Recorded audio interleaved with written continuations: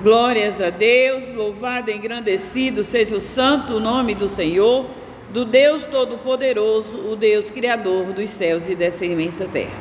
Estou nessa casa de oração chamada por Cristo Jesus e eu me encontro no livro de Atos dos Apóstolos, o capítulo é o 10, versículo do 1 em diante, que diz assim: E havia em Cesareia um varão por nome Cornélio, centurião da corte chamada italiana.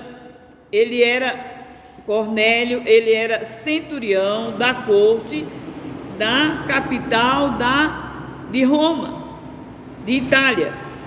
Ele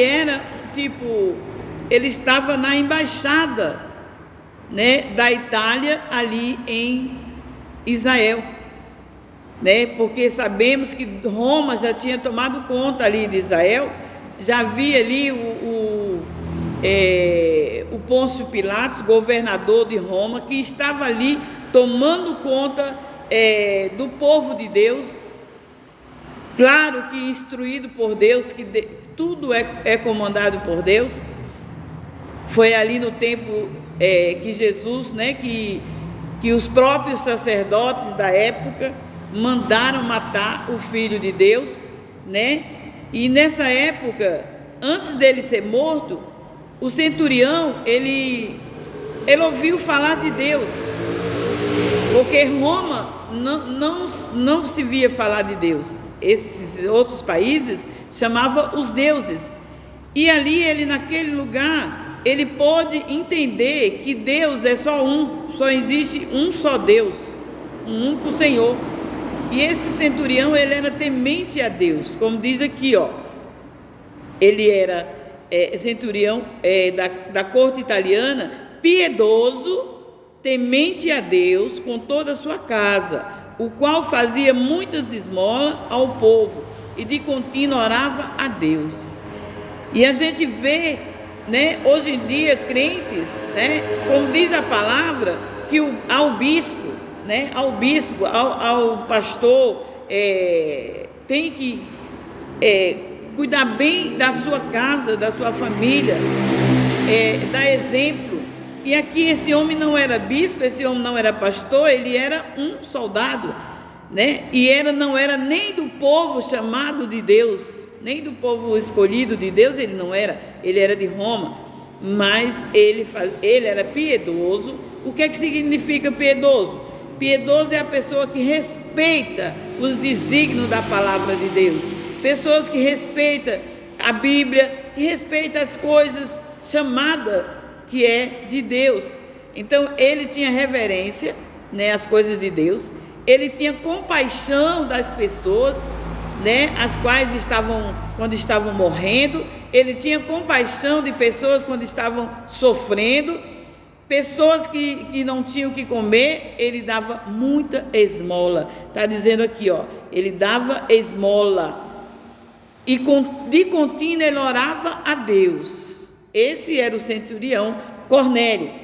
Mas Deus é tão maravilhoso, gente, que a gente tem que ver isso. Deus não podia deixar que um homem que nem era chamado, um homem que nem era do povo escolhido do Senhor, esse homem simplesmente ouviu falar de Deus e ele se converteu e ele adorava a Deus todos os dias e ainda com as suas esmolas. Hoje em dia ninguém quer ver nem falar de esmola, ninguém vê falar de ajudar aos pobres.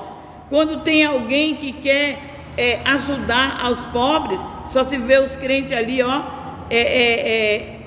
humilhando eles, apontando eles, Mas aqui não, esse homem era temente a Deus. E diz a palavra que ele já estava 4 horas de oração e jejum, Ele já tinha ali 4 horas de oração e de jejum, e veio um anjo do Senhor até ele, E disse: Cornélio, foi recebida as tuas orações e as tuas esmolas, a tua caridade com os pobres chegou a Deus, e ele me mandou para que tu fosse até, onde está lá o apóstolo Pedro, indicou, deu o endereço de tudo, onde Pedro estava. Um anjo de Deus veio a Cornélio. Qual é dos crentes hoje que Deus envia um anjo para falar com alguém que está lá, que dá até o endereço? E aconteceu, e acontece de verdade, quando nós estamos em comunhão com Deus. E esse homem estava em comunhão com Deus. Pedro, na mesma hora, estava orando também a Deus no alpendre. Pedro também estava orando a Deus de jejum, e vem ali os dois homens do centurião e diz: olha, um anjo do Senhor apresentou-se